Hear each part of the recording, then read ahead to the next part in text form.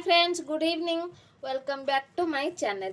आज के आमी तुम्हादेरके मूला पराठा देखाबो। मूला पराठा ना করার জন্য আমি এখানে একটা বাউল নিয়েছি, আটা মাখবো।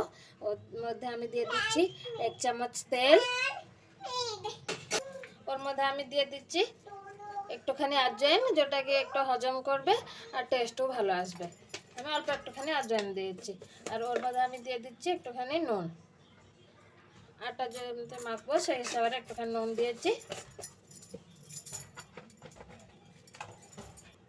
दीची 1 बाटी आटा, दीची 1 बाटी मयदा। तुम्हारा चाइले शुधु मयदारे करते पारो, ना चाइले शुधु आटारेও करते पारो। आमी किन्तु दुটো मिलिए करছি। ওটা আমি একটু ভালো করে হাতের মধ্যে মিক্স করে নেব।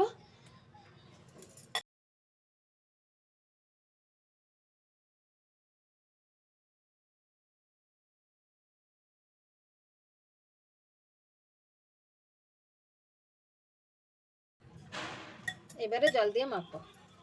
মিক্স হয়ে গেছে। তো তেলটা দিয়েছিলাম, তেল আর নুন ভালো করে আটার মধ্যে আমি মিক্স করে দিলাম।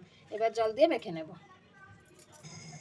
এবারে দিয়ে দিচ্ছি জল। জলটা দেখে দেখে দেব, কারণ একবারে জলটা ঢেলে দেব না।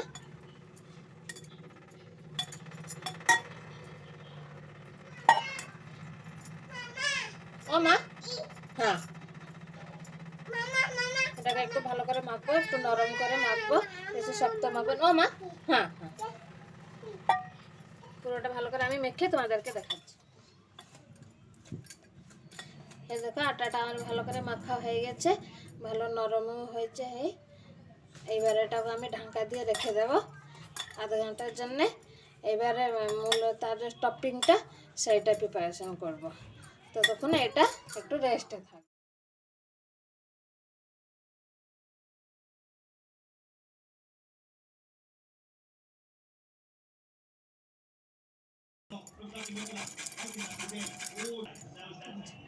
এরকমই যেটাই বড় বড় দেখবে ওটার মধ্যেই তোমরা গ্রেড করবে।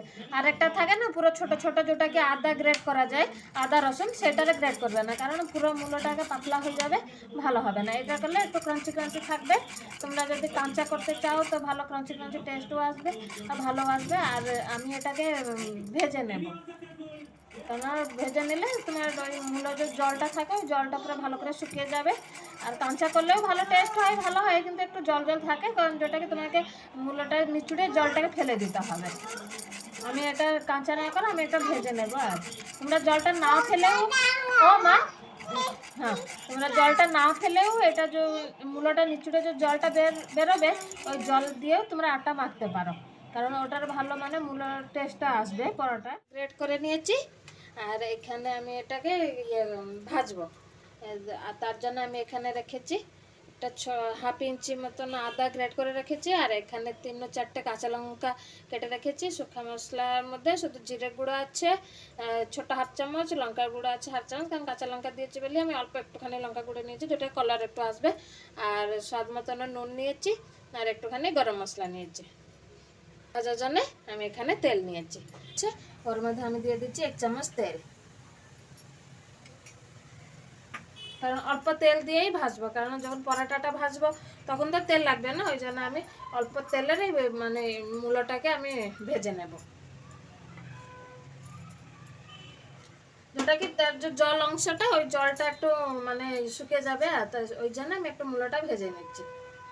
তেলটা গরম হয়ে গেছে, আমি দিয়ে দিচ্ছি কাঁচা লঙ্কা, দিয়ে দিচ্ছি আর আদা।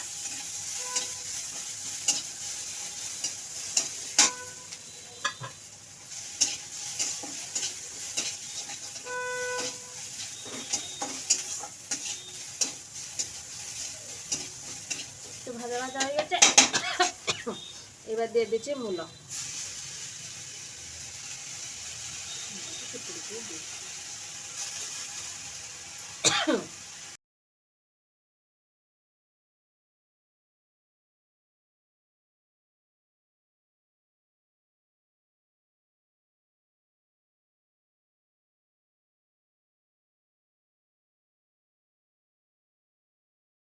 আমি এবারে এই সব শুকনো মশলাগুলো সব দিয়ে দিচ্ছি।